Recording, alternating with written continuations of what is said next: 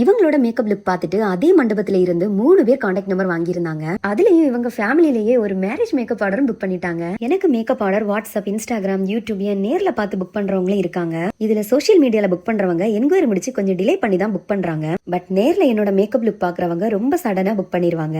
அதுக்கு reason Instagram and YouTube பார்த்து makeup enquiry பண்றவங்க ஃபேக் ஐடியா இருக்குமோ, ஒருவேளை ஃபில்டரா இருக்குமோ, இந்த மாதிரி எல்லாம் யோசிக்கிறாங்க. இது எதுக்கு சொல்றேன்னா, என்னோட மேக்கப் வீடியோ பார்த்து என்கொயரி ஆகட்டும், புக்கிங் ஆகட்டும், யாருக்கும் இந்த டவுட் வரக்கூடாது. அதுக்காக தான். இனி நம்ம மேக்கப் வீடியோக்கு போலாமா? ஹே ஹாய், இது என்னோட கியூட் பிரைட் வித்யா. முகூர்த்தம் சாரிக்கு மேட்சிங்கா ஃப்ளவர் வந்து வேணி தான் செட் பண்ணி கேட்டிருந்தாங்க.